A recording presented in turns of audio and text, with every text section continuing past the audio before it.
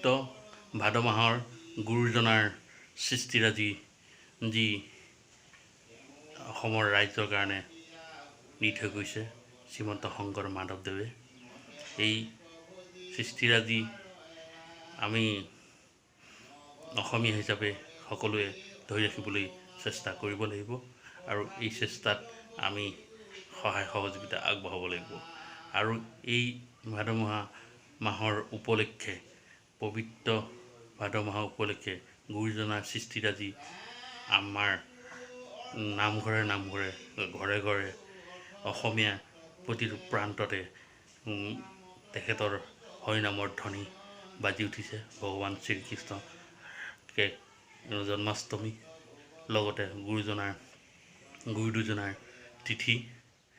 এই ক্ষেত্ৰত সকলো ৰাইজে তেখেতৰ গুণানুকীৰ্তন কৰিছে আৰু ভগৱানৰ ওচৰত প্ৰাৰ্থনা জনাইছে যেন গোটেই পৃথিৱীখন শান্তিময় হৈ পৰক আৰু শান্তিৰে বিৰাজ কৰক।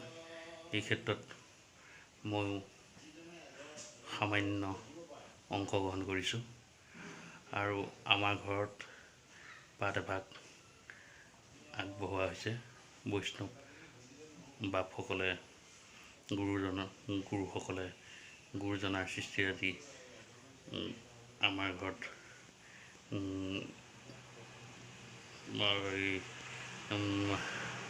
আওৰাইছে আৰু এই ক্ষেত্ৰত আমি এটি ব্লগ লৈ আহিছোঁ। চাওকচোন আপোনালোকে কেনেকুৱা পায়। আছে কত কৰ্ম বন্ধে অন্ধ হৈয়াও নজানয় তত্ত্ব ওৰা আমি গৃহান্ধ কুপত পৰি ভাৰ্যা পুত্ৰ লৈয়াও এৰাতে নপাৰে দুখৰ ৰূপ মোৰ মায়া পুত্ৰ ভাৰ্যা আসক্তিত নৰ গৃহে থাকে যেন কোপে থৈয়া উদৰত উঠিলে থাকে। যেনেকৈ এটা গাঁতত শিল দি পেলাই গাঁতটো ঢাকি থাকে আমাৰ বোলে গৃহখনত আমি বোলে তেনেকুৱা এটা অন্ধকাৰ গাঁতত বোলে সোমাই আছোঁ। গাঁতৰ পৰা ওলাই থাকিবলৈ আমাক ঈশ্বৰৰ প্ৰতি বিশ্বাসটো আহিবলৈ কৈছে।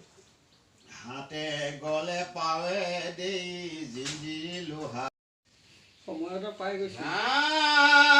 স্বভাৱতে অজময় জন্ম নাহি যাৰ ভক্তৰ ইচ্ছাই মই ধৰো অৱতাৰ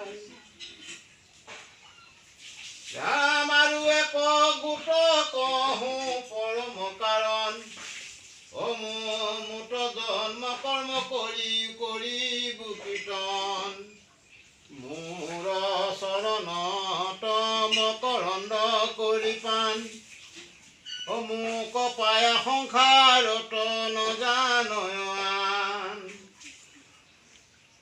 স্বৰ্গ মত্য পাতা কিমুত হন্তে যাইলিন যদি মুত হোৱে মই প্ৰপঞ্চত ভিন্ন কিন্তু জীৱ অহংকাৰে হোৱে গুণাধীন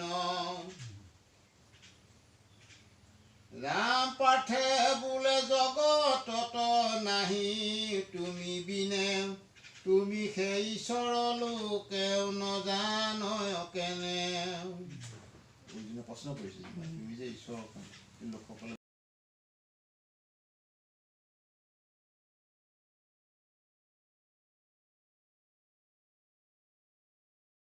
শেষত আপোনালোকে ব্লগটো চাই কমেণ্ট কৰক, লাইক দিয়ক আৰু অনাগত দিনত আহি থকা যি